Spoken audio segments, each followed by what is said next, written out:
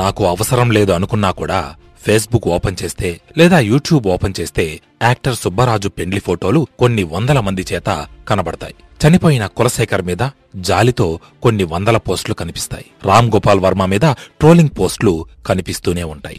అవసరం లేని దాన్ని బలవంతంగా మన మెదడులో చొప్పిస్తున్న ఈ విష సంస్కృతిని ఏమాత్రం గమనించకుండా అందులో మునిగిపోవడం ఎంతో మంది చదువుకున్న వాళ్ళు కూడా చేస్తూ ఉన్నారు. మీకు తెలుస్తోందా? ఒకప్పటి మీకు మీరులా నేడు లేరు. మిమ్మల్ని సోషల్ మీడియా పోస్టులు, యూట్యూబ్ ఛానల్స్, ఇన్స్టా రీల్స్ ఇప్పటికే చాలా హైజాక్ చేశాయి. అది మంచి వైపు అనుకుంటే పర్లేదు. జీవితానికి ఎందుకూ ఉపయోగపడని చెత్త వైపు.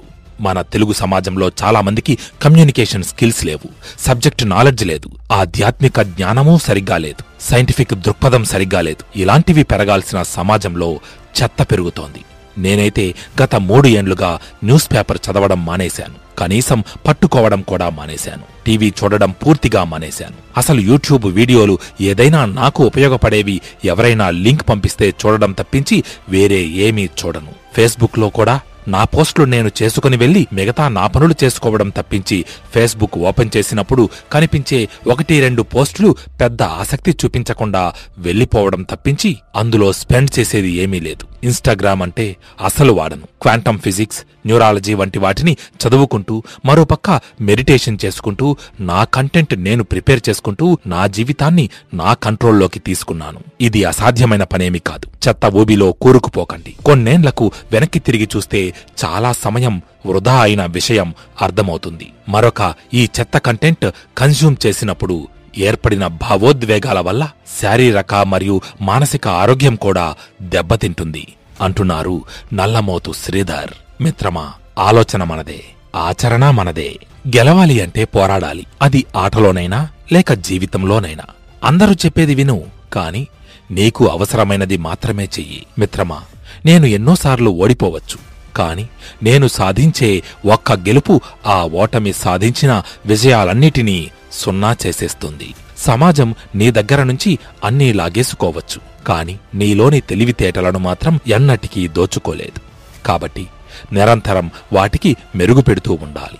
ఆలోచన ఒకటి, ఆచరణ ఒకటి అయితే అనుకున్న పనులు ఎప్పటికీ సఫలం కావు. మన బుద్ధి అలాగే శరీరం రెండూ కలిసి ఒకటిగా పనిచేస్తేనే ఆశించిన ఫలితాలను సాధించగలుగుతాం. కొందరు గెలుస్తారు, కొందరు ఓడిపోతారు, కాని అతి కొద్ది మంది మాత్రమే నేర్చుకుంటారు. గొప్ప సంకల్పాలు గొప్ప త్యాగాలను కోరుకుంటాయి. గొప్ప త్యాగాలు గొప్ప విజయాలకు కారణమవుతాయి. మనకు అవసరమైన పనులను వాయిదా వేయడం, అనవసరమైన పనుల్లో తలదూర్చడం రెండూ మన సమయాన్ని వృధా చేసేవే. నీ దగ్గర లేని వాటి కోసం ఆశించి బాధపడకు. ఉన్న వాటిని చూసి ఆనందించు. లైఫ్ ని మరీ సీరియస్ గా తీసుకోకు. దాన్ని ఒక ఆటలా చూసి ప్రతి క్షణాన్ని ఎంజాయ్ చెయ్యి. గెలుస్తామా ఓడిపోతామా అన్నది తరువాతి విషయం. ఆనందమైతే దక్కుతుందిగా. బలహీనులే తమని ఇతరులతో పోల్చుకుంటారు. బలవంతులు తమ పని తాము చేసుకుంటూ పోతారు. నిజంగా అవసరం ఉన్న వాళ్ళకి మాత్రమే సహాయం చెయ్యి. ఎందుకంటే అవసరం లేని వాళ్లకు చేసే సహాయం వాళ్లను అసమర్థులుగానో లేదా మోసగాళ్లగానో మార్చేస్తుంది. ఏదో ఒకటి సాధించి ఈ ప్రపంచంపై మనదైన ముద్రను వెయ్యాలి. లేకపోతే కాల ప్రవాహంలో మన ఉనికే కనుమరుగైపోతుంది. చాలామంది డబ్బులో ఏం లేదు అని అంటూ ఉంటారు, కానీ డబ్బులోనే అంతా ఉంది. డబ్బు మనకు నలుగురిలో గౌరవాన్ని ఇస్తుంది, ధైర్యాన్నిస్తుంది. అన్నిటికీ మించి భవిష్యత్తు గురించి బెంగలేని గొప్ప భరోసానిస్తుంది.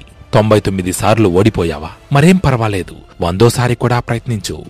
ఏమో, ఎవరికి తెలుసు? ఆ ఒక్క ప్రయత్నమే నీకు 100 కాలాల పాటు నిలిచిపోయే గొప్ప విజయాన్ని తెచ్చిపెడుతుందేమో. మిత్రమా, ఆఖరిగా ఒక్క మాట. మనం గతంలో ఎలా ఉన్నాం అన్నది వదిలేద్దాం. ఇప్పుడు ఏం చేస్తున్నాం అన్న దాని మీద మాత్రమే శ్రద్ధ పెడదాం.